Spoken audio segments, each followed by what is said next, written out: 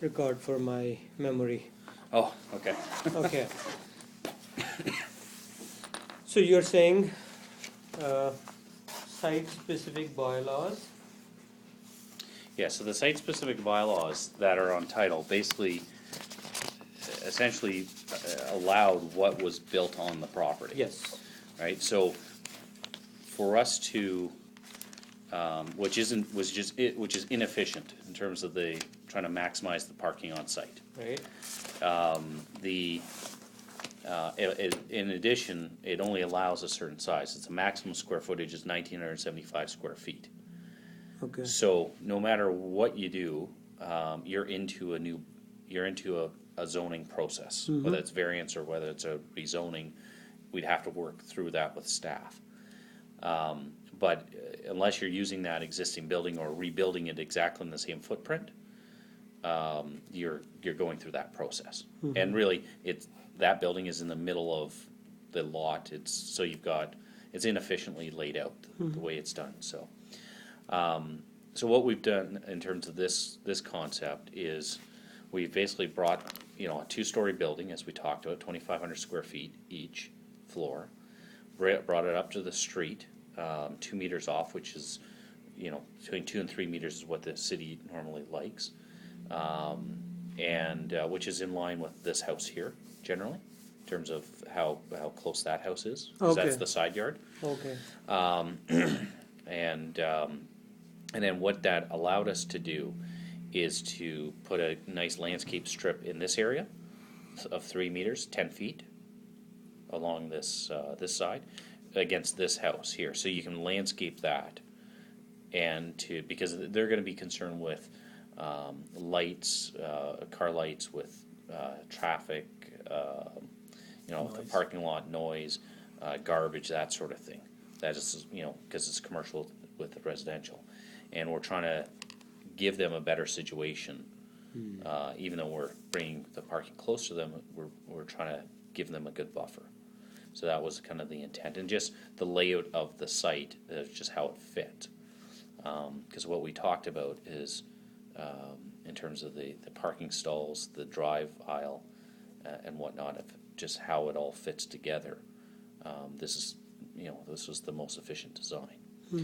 What we've done to also maximize it is add some parallel spaces on here, on this side. So that gets you up to 15 spaces on the site. Now that's just under half of what the current bylaw requires. Yeah. But how it works is that the new bylaw that they're proposing, it references back to the site-specific bylaw, because it's a site-specific. But what it does is it only for these provisions. So any new provisions, any general provision like parking, loading, those types of items, all go into the new bylaw.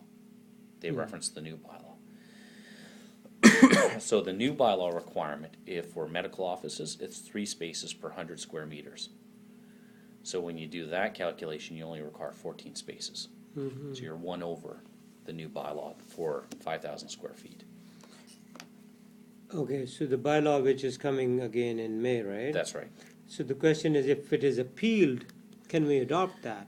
Well, you're into, as I was mentioning, whether you're under the new bylaw or the old bylaw, you're going to be into a zoning process anyways, because of these very specific setbacks and the square footage and things like that. So what you can do is that, and I'm doing this now even without the new bylaw being in place, is relying upon what the new bylaw will talk about, where the new bylaw is going in terms of the rates that are used. And I've done it on Wilson. I'm doing it on the meeting I was just at. We're going to be applying after the new bylaw comes into effect. But even if it's appealed, we're relying upon those new bylaw standards for things. So it's the new bylaw coming into effect is a good thing for you in terms of it supports the reduced parking. So you sure about that, that this could be from 5.5 to 3? Yes, You're it's right, that's the bylaw It's that, already there. I mean, that's the bylaw that they have, that they're working with, that They're they're bringing to working with. council, or to Planning and Growth Management Committee tomorrow. Perfect. So you can see medical office in all other areas of the city, because you're not in a special policy area, which relates to downtown or avenues or major transit areas. In all other city, 3 for every 100 of gross floor area, Okay. okay? So, Medical office, would they consider this building as a medical Yes. office? yes, the definition under the current bylaw is basically anywhere that doctors or dentists or other medical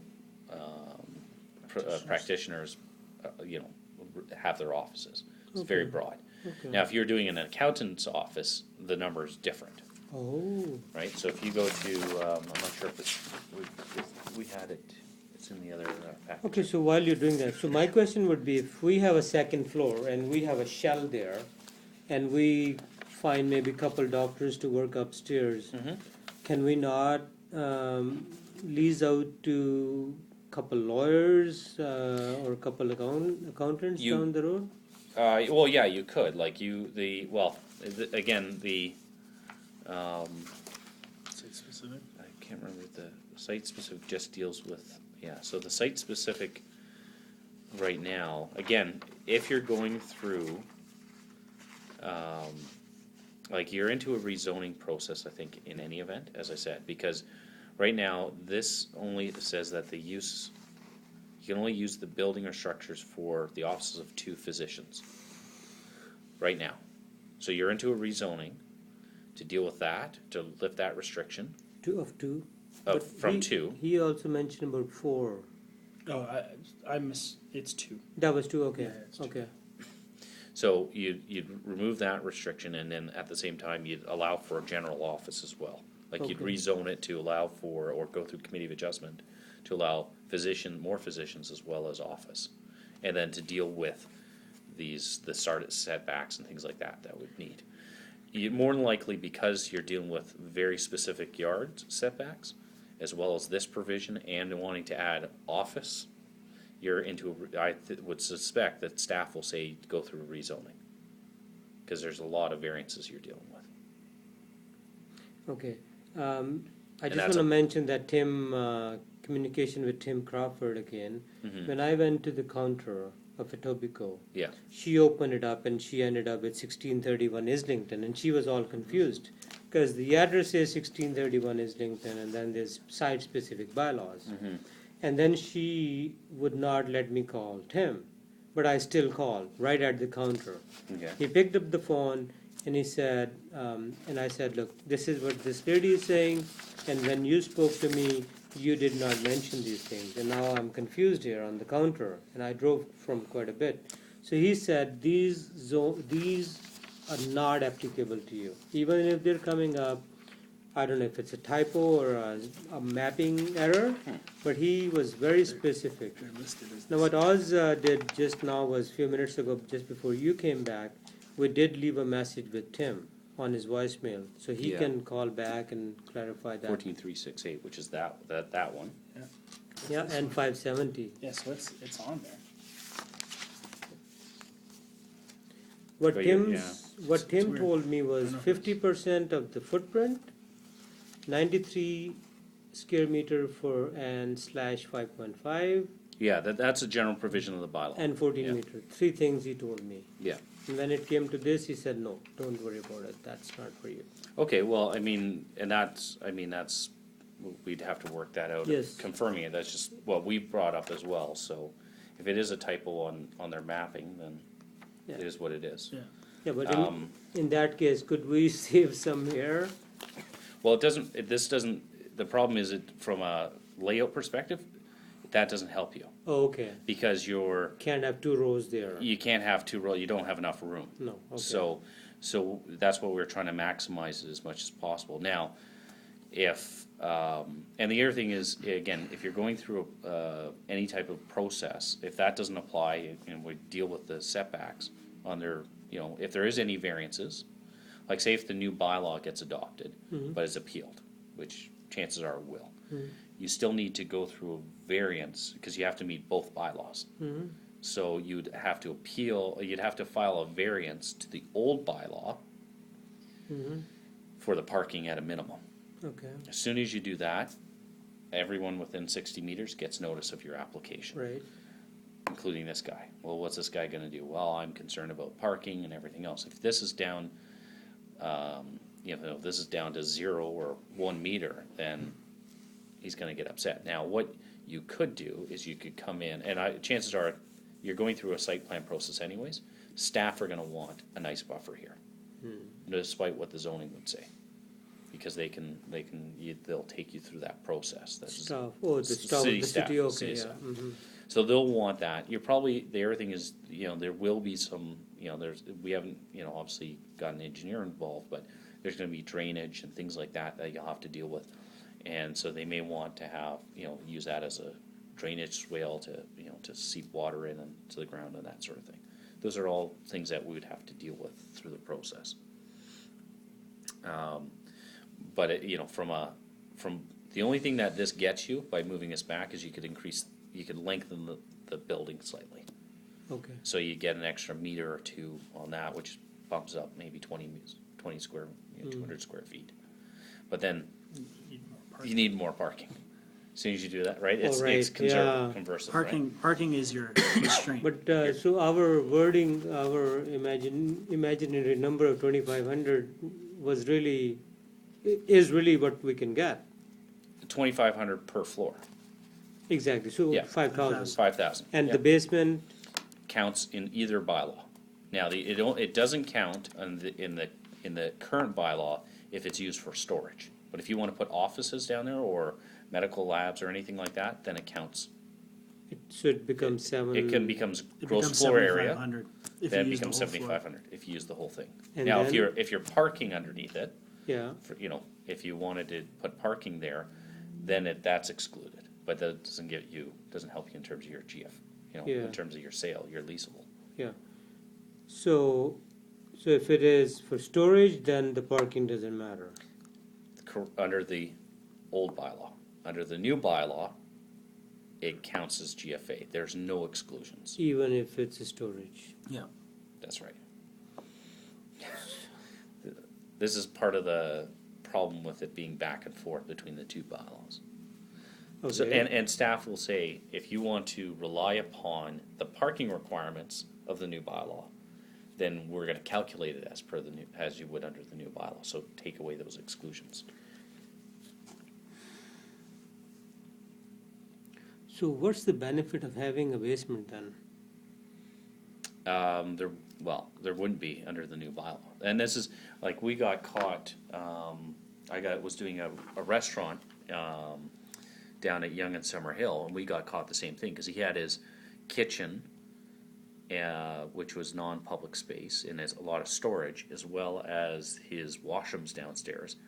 And they started counting it towards gross floor area, which then dinged him on, cause he had a cap in his floor area, under the new bylaw. And we were dealing with both. He was fine under the old bylaw, but not the new bylaw. Okay. In your professional advice, is this a project a go ahead? If my client is looking for a 5,000 square feet building, regardless of a finished basement or not, okay, even if we do not earn anything from the basement, just make it a storage or mechanical whatsoever, would this be a go ahead? Well, we kind of ran through generally the numbers of what he would have to pay, right? Like, in terms of to get a 10% return, Yes. we were talking about $32 Yeah, a square foot, yeah. leasable. What I know about, okay, here's a couple things which I should mention. That, for example, a 600 square feet pharmacy could give us $45,000 to $5,000 rent. Okay. So that equation really changes right Yeah. there. Okay. Yeah. And then lab, for example, if we have lab, they may pay us, I don't know, Yeah. $1,500 for a smaller place. Okay. So that may come down to like 25, 20, Oh, something okay. like When you that. adjust the numbers. Okay. Yeah, and also it's an end user building. Yeah. So he's gonna pay $5,000, $4,000 anywhere. It's his, yeah, it's Yeah. his building, so it's really, he's paying himself. Yeah, and then location is there and the zoning is there. Yeah. So- Yeah, the use, yeah, you've got the use, again, if that provision doesn't apply, then you're better off. That 570 and. Yeah, because Yeah, then, site specific. then you don't have as much site specifics. I mean, there may be still variances based on what we wanna, you'd be proposing, but you'd be allowed, you've got you've got professional business offices are permitted under the CL zone. So, I haven't gone through this whole list, but you've got a huge list of uses Yeah, I that saw are that, permitted, yeah. right? And then,